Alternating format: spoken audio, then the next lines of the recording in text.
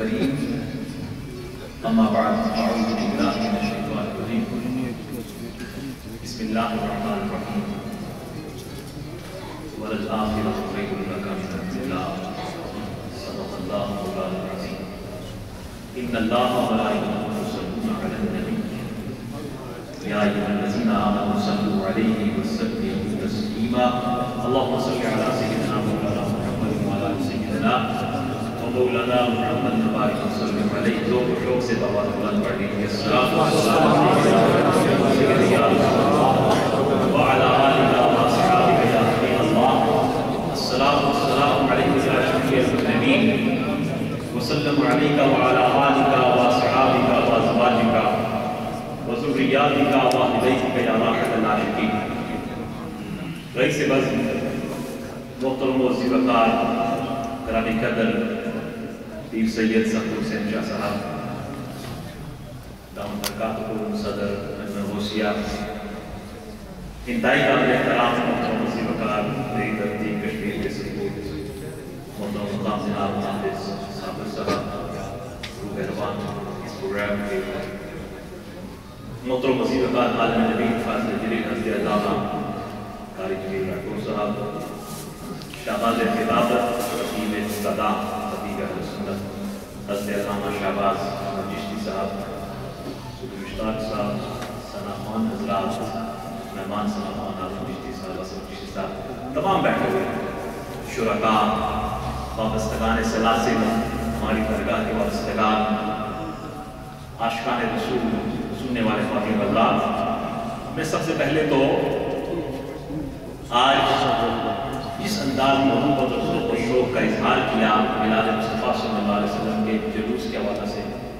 اور پھر یہ بزم میلاد صحیح ہے اس کے انعقاد پر میں ضرور سمجھتا ہوں کہ صمیم قلبی سے دل کے تاں گہرائیوں سے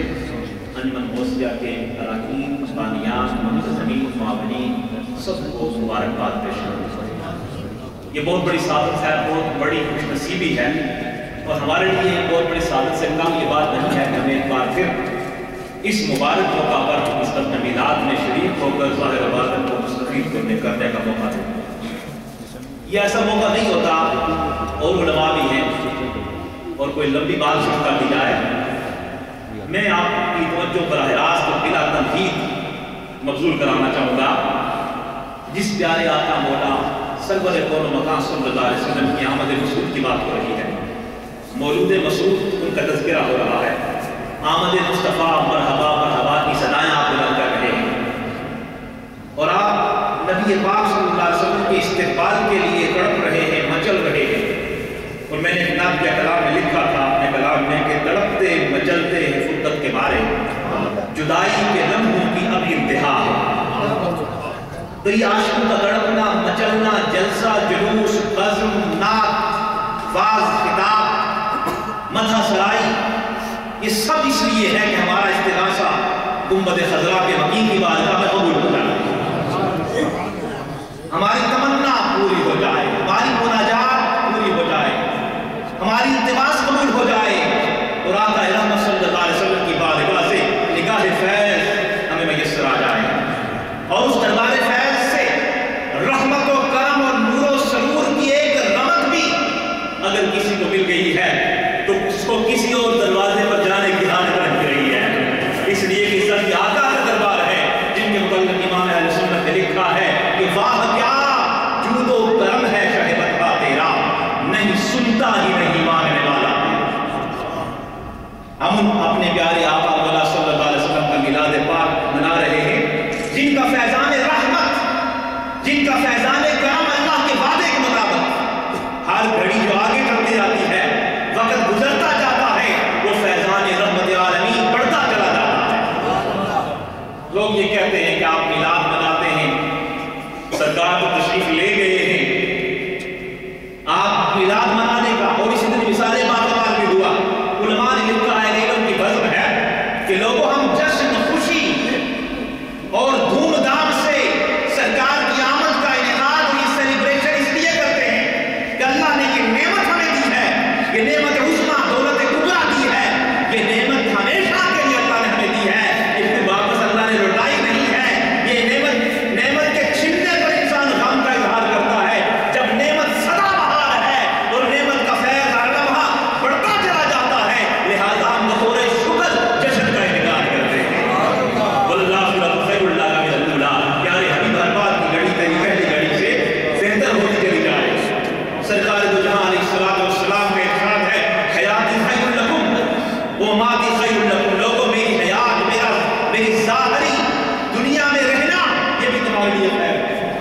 سرکار تشریف لائے، حضور آپ آئے تو دل جگمگائے، سرکار تشریف لائے، اسوہ حسنہ ملا، اسوہ کاملہ ملا، سیرت طیبہ ملی، سرکار کی حیات طیبہ ملی، سرکار کی مکی مدنی عرشی فرشی حیات طیبہ کا ایک ایک لمحہ جو انسانیت کو میراج آشنا کر رہا ہے، سرکار نے ہمیں بھی نعمتیں دی ہیں۔ سرکار کا تشریف لانا سب کے لیے خیر کا باعث ہے۔ ان کی تشریف آوری ہے ایمان کے تو ہے ہی سراپا ہے، ان کی آمد مسعود جنوں کے لیے، عالمین کے لیے، کائنات کے ذرے ذرے کے لیے۔ علامہ علوسی بغدادی رحمۃ اللہ علیہ رحمۃ للعالمین کے معنی میں لکھتے ہیں کہ کائنات کا ایک ذرہ اپنی بقا اور وجود کے لیے نبی کونین صلی اللہ علیہ وسلم کے فیضان رحمت کا محتاج ہے، اور سرکار کا پردہ نشین ہونا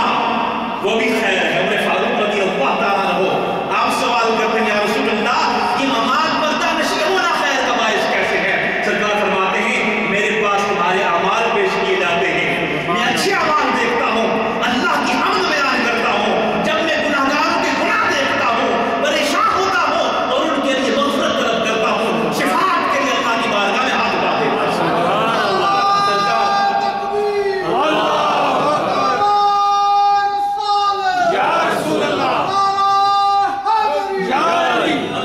سرکار کا تشریف لے جانا، پردہ نشین ہونا فیض و کرم کے متلاطم سمندر میں اضافے کا سبب ہے، نگاہ فیض میں اضافے کا سبب ہے، کرم و خیر میں اضافے کا سبب ہے، اور سرکار وہاں سے بھی ہمارے لیے شفاعت کے لیے اپنے ہاتھ اللہ کی بارگاہ میں دراز کرتا ہے۔ اسی لیے حضرت جامی نے کہا نا جو بازوئے شفاعت را گشائی بر گنہگارا مکن محروم جامی را در آ یا رسول اللہ۔ آقا جب بھی بازوئے شفاعت دست ہمت بڑھائیں یا اوپر آقا اللہ کی بارگاہ میں دست تمنا دراز کریں، وہ ہاتھ جن کے لیے میں نے سنت لکھا اختصار حوصلہ برسا لکھا کہ جن کو سوئے آسمان پھیلا کے جل تھل بھر دیے، صدقہ ان ہاتھوں کا پیارے ہم کو بھی درکار ہے۔ آقا جب وہ ہاتھ بلند کریں تو جامی کو شفاعت سے محروم نہ رکھنا۔ اور مجھے یاد آ گیا سید بہاؤالدین شاہ نقشبند بخاری رضی اللہ تعالیٰ عنہ، آپ نے یوں استغاثہ کیا، یوں اپنا ٹکڑا سنایا، اللہ اللہ اللہ جو مفلسان امام دادر کوئے تو شاید اللہ از جمال روئے تو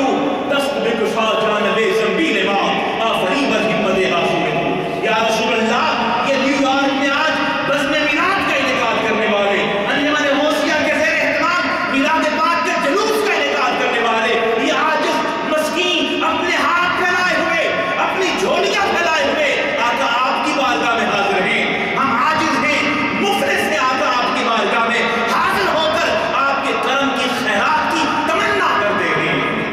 یا رسول اللہ صلی اللہ علیہ وسلم مفلسان ہم آپ کی بارگاہ میں آ گئے ہیں، شاید اللہ جمال روح آقا اپنے رخ زیبا کی خیرات ہمیں عطا فرما دیجیے، ہم اپنے حسن کی خیرات ہمیں عطا فرما دیجیے، زلف باللیل کی خیرات ہمیں عطا فرما دیجیے، چشم معصام کی خیرات ہمیں عطا فرما دیجیے۔ وہ سراپا رسول، وہ حسن رسول کا نور جو کائنات کو بکائے نور بنا رہا ہے، حضور اس کی کرم کی خیرات ہمیں بھی میسر ہو جائے۔ اور آپ فرماتے ہیں کہ اس بازو ہمت کو آفری کہنا چاہیے، اس لیے کہ یہ سخاوت کا ہاتھ جدھر بڑھ گیا اس نے غنی کر دیا، ہاتھ جس سمت اٹھا غنی کر دیا۔ موج بحر سماحت پہ لاکھوں سلام، مصطفیٰ جان رحمت پہ لاکھوں سلام، شم بزم ہدایت پہ لاکھوں سلام۔ نبی کونین صلی اللہ علیہ وسلم فرماتے ہیں علمی بعد وفاتی تو علمی فی حیاتی، فرماتے ہیں کہ میرا علم میرے وصال کے بعد، پردہ نشین ہونے کے بعد ویسے ہی ہے جیسا ظاہراً حیات میں میرا علم ہے، ظاہراً حیات میں میرا علم ہے۔ ہم زندہ نبی کا میلاد منا رہے ہیں، امام رسول نے لکھا اعلان کر دیا تو زندہ ہے واللہ، تو زندہ ہے واللہ، میرے چشم عالم سے چھپ جانے والے۔ امام الانبیاء فرماتے ہیں الانبیاء احیاء فی قبورہم یصلون، غلط راوی ہے کہ انبیاء اپنی قبور میں زندہ ہوتے ہیں، نماز ادا کرتے ہیں۔ خصائص کبریٰ میں امام سیوطی نے نقل کیا کہ انبیاء کے متعلق یصلون، یلبون، یحجون، یصومون، اللہ کے نبی زندہ ہیں، وہ روزے بھی رکھتے ہیں، وہ نمازیں بھی ادا کرتے ہیں، وہ حج بھی کرتے ہیں، اور حج کے موسم میں لبیک اللہم لبیک کے الفاظ ادا کر کے تلبیہ بھی کہتے ہیں۔